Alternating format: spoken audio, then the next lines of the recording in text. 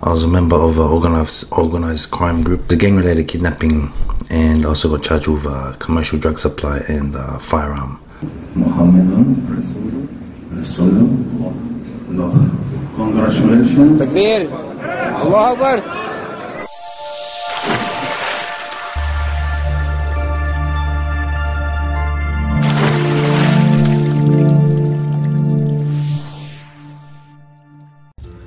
Assalamualaikum warahmatullahi wabarakatuh.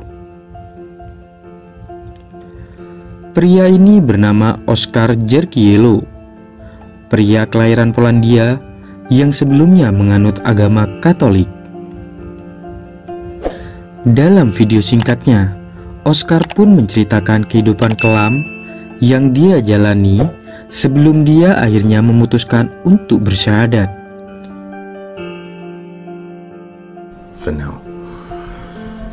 So, those of you who know me know that, my life has been very colourful, and like a lot of other people's have been, not just mine. But last year I got released from prison, so I've done 3.5 years, or 3 years 3 months. I was a member of an organised crime group, as they like to say. And what I got charged with initially was a kidnapping. It was a gang-related kidnapping, and I also got charged with commercial drug supply and firearm.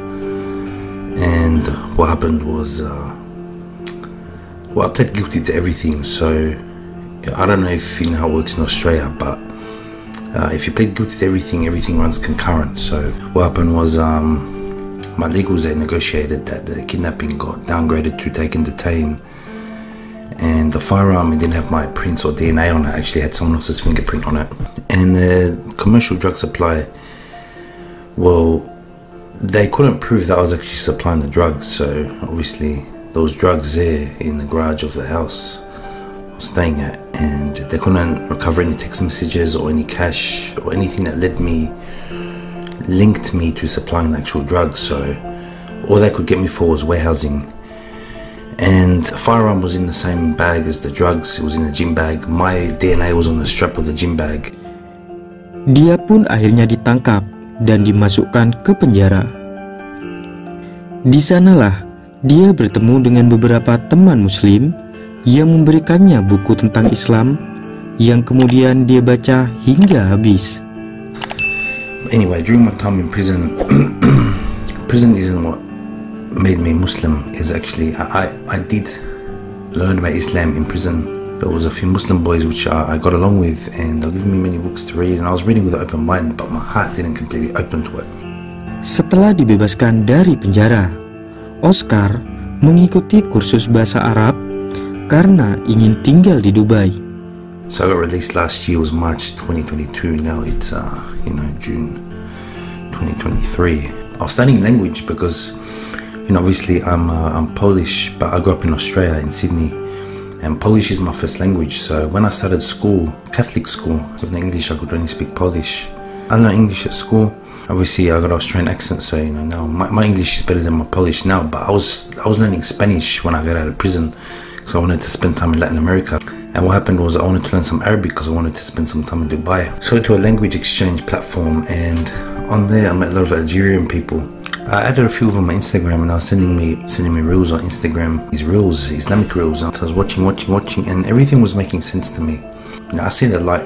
When something comes to you, you can't just ignore it like that. I remember the day before I took my shahada, I asked my friend, a good friend of mine, I asked him, if I go to the mosque with you, is it weird for me to pray if I'm not Muslim? Because I just want to see what it feels like. So I remember he took me to the mosque. Now I prayed for the first time. I didn't know what I was doing. I was just following what he was doing, and he was telling me what to do. And I remember the hairs on my arms stood up, and I felt goosebumps all over my arms, and I had a tear roll down my face, and I felt something I didn't feel before. Hingga pada akhirnya, pada bulan Juni 2023, Oskar pun memutuskan untuk bersyahadat. La ilaha illa Allah Muhammadun Rasulullah. Congratulations. Takbir. Allah Akbar. Congratulations.